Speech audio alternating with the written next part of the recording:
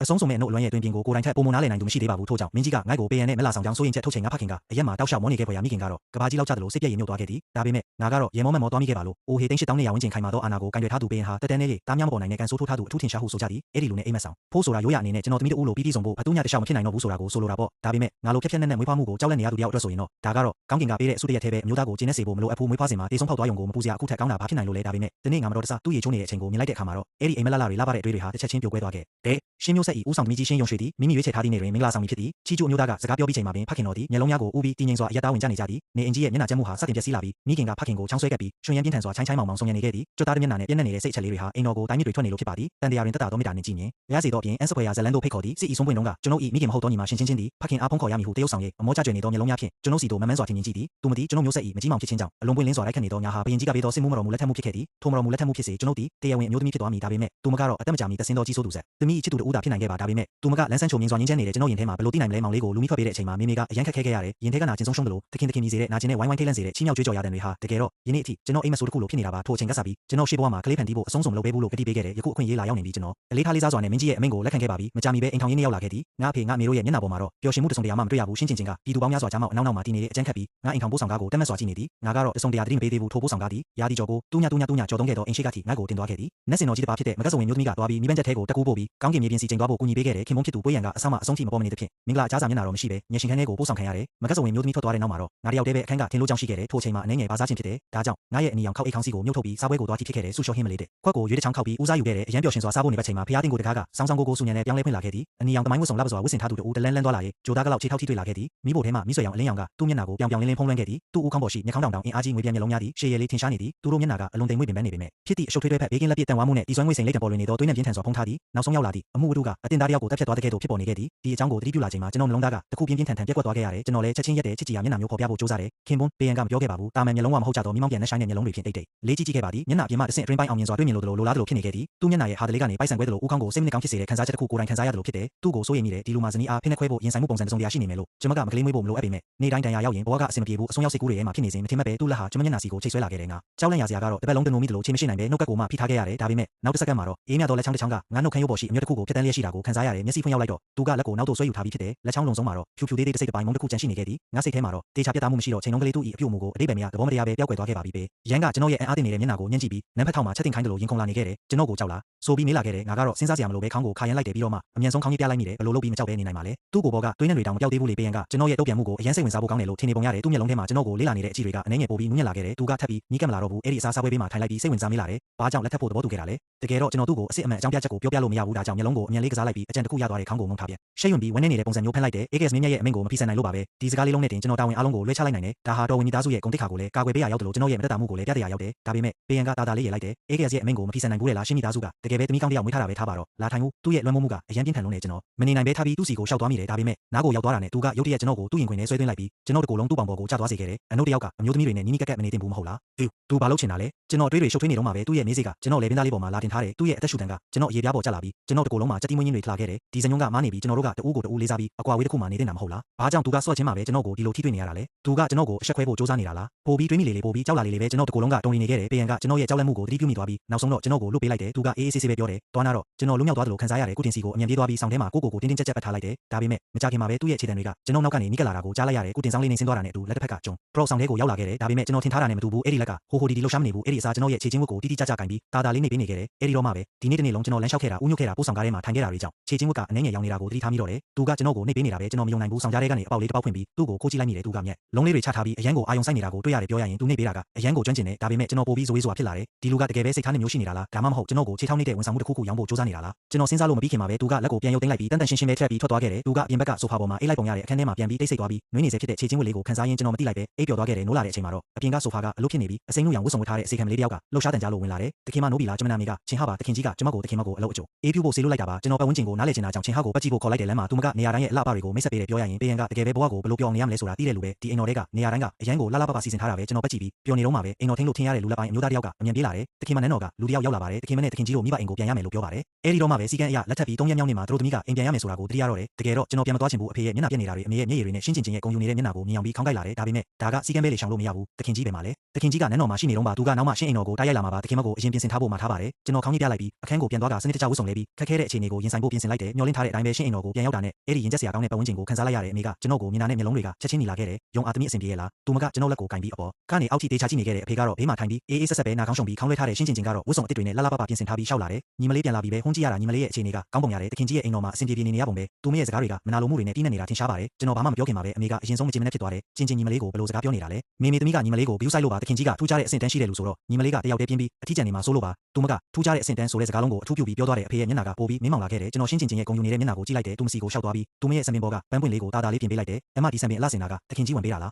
ားတခင်ကြီးဝင်ကအမကိုတကယ်ပဲကောင်းကောင်းဆက်ဆံတာပဲကျွန်မခင်ဖုန်းနဲ့တော့မတူဘူးသူကကျွန်မကိုအမျိုးသမီးတွေကြိုက်တဲ့ဒီလိုအသေးမွှားလေးတွေတခါမှမပေးဘူးသူကကျွန်မကိုအင်ကြီးသုံးလုံးနဲ့လေယာမြေအေးက100လောက်ပေးတာသူကပြောသေးတယ်အမျိုးသမီးတွေကကိုပိုင်ဆိုင်မှုရှိမှဂုဏ်တိခါရှိရက်တည်နိုင်မှာတဲ့အမျိုးသားတွေစီကလက်ဝဲရနာလေးနည်းနည်းပါးပါးရဖို့ပဲမျှော်လင့်နေရတဲ့လူတွေလိုမဖြစ်စေချင်ဘူးတဲ့အဲ့ဒါကအရန်တနာစရာကောင်းလို့တဲ့ရှင်းချင်းချင်းရဲ့မျက်နှာကစိန်လိုက်ဖြူလိုက်ဖြစ်သွားခဲ့တယ်သူမကအရန်တော်ထွက်သွားပြီးစကားတောင်မပြောနိုင်တော့ဘူးအဖေနဲ့အမေလည်းအန်လာသွားကြတယ်ပေရန်ကကျွန်တော်အပေါ်ဒီလောက်အထိရဲရဲရောရောရှိမယ်လို့သူတို့လုံးဝမထင်ထားကြဘူးကျွန်တော်ခိုးပြီးပြုံးလိုက်မိတယ်အဲ့ဒီအိမ်တွေနဲ့လေယာမြေစာချုပ်တွေကိုဒီမနေ့တင်ချင်းဟာကကျွန်တော်ကိုပေးခဲ့တာသူမကဒါတွေက PNC ကလက်ဆောင်လို့ပြောတယ်ကျွန်တော်ဆက်ကတော့တိတ်ပြီးဘီယူမဆိုင်မိပေမဲ့အခုတော့ဒါတွေကအသုံးဝင်သွားပြီးအခြေအနေတွေတင်းမာနေတော့မှပဲအစီခံတယောက်ကတုံလုံးလီနဲ့ပြေးဝင်လာတဲ့တခင်ကြီးတခင်မကိုတူညာကြော်တခင်ကြီးရောက်လာပါပြီစကားဆုံးတာနဲ့သူခမ်းမဝင်ပေါက်မှာအရက်ရှည်ရှည်လူတယောက်ပေါ်လာခဲ့တယ်အဖေနဲ့အမေကချက်ချင်းထားပြီးကြိုဆိုကြတယ်ရှင်းချင်းကတော့ကြောက်လန့်ပြီးမျက်နှာဖြူရောသွားကနောက်ကိုတိတ်တိတ်လေးဆုပ်သွားပြီးအသက်တောင်ပြင်းပြင်းမရှူရဲတော့ဘူးပေရန်ရဲ့မျက်လုံးတွေကအခန်းထဲကိုတာတာလေးဝေးကြည့်လိုက်ပြီးနောက်ဆုံးတော့ကျွန်တော်စီမှာရက်တန်သွားတယ်သူကျွန်တော်စီကိုရှောက်လာတယ်လူအားလုံးရဲ့ရှေ့မှာပဲသူကကျွန်တော်လက်ကိုတဘာဝကြကြပဲစုပ်ကင်လိုက်တယ်စောင့်နေရတာကြာသွားပြီလားကျွန်တော်ခေါင်းခါပြလိုက်ပြီးသူကျွန်တော်လက်ကိုကင်ပြီးအဓိကထိုင်ခုံစီကိုခေါ်သွားတာဝင်မလေးပဲထိုင်လိုက်တာကိုခွင့်ပြုလိုက်တယ်ပြီးတော့မှသူကမျက်လုံးတွေကိုမြင့်ပြီးအဖေကိုကြည့်လိုက်တယ်တခင်ကြီးရှင်းကျွန်မရဲ့ဇနီးကကျွန်တော်အလေးထားဆုံးလူပါအကယ်လေးသူမကဒီမှာနည်းနည်းလေးတောင်စိတ်အနှောက်အယှက်ဖြစ်ရမယ်ဆိုရင်ကျွန်တော်ဘာတွေလုပ်မိမလဲဆိုတာမသိဘူးအဲ့ဒီလိုပြောပြီးတာနဲ့သူ့ရဲ့အကြည့်ကရှင်းချင်းစီကိုတာတာလေးရှေ့သွားတယ်သူမကအရန်ကြောက်သွားပြီးချက်ချင်းပဲကျမ်းပြင်ပေါ်မှာဒူးထောက်လိုက်တယ်ခွင့်လွတ်ပါတခင်ကြီးကျွန်မတမင်လောက်တာမဟုတ်ပါဘူးကျွန်တော်ပြန်ဘေးမှာထိုင်ပြီးဒီပြဆက်ဆန်တဲ့အခန်းကိုကြည့်နေခဲ့တယ်ကျွန်တော်ရင်ထဲမှာအတွေ့တစ်ခုပဲရှိတယ်ဒီလူနဲ့လက်ထက်လိုက်တာကကျွန်တော်ထင်ထားတာထက်တောင်ပိုပြီးကောင်းနေပုံရတယ်ရှင်းအိမ်တော်ကနေထွက်လာပြီးနောက်မှာတော့ကျွန်တော်ပြန်နဲ့အတူရထားလုံးတစ်စီးထဲမှာစီးလာခဲ့တယ်သူကမိအုံးလေးကိုမိပြီးမျက်လုံးမိတ်နားနေခဲ့တယ်ပတ်ဝန်းကျင်ကအနှဲငယ်တိတ်ဆိတ်ပြီးထူးဆန်းနေတဲ့ခုနကရှင်းအိမ်တော်မှာသူကကျွန်တော်ကိုတကယ်ပဲမျက်နှာပွင့်အောင်ကူညီပေးခဲ့တာသူကဟိုတော့ကိုတကယ်ပဲအရေးကြီးတဲ့လူတစ်ယောက်လိုဆက်ဆံတာမဟုတ်ပဲသူ့ရဲ့ဂုဏ်သိက္ခာကိုကာကွယ်တာပဲဖြစ်နိုင်ပေမဲ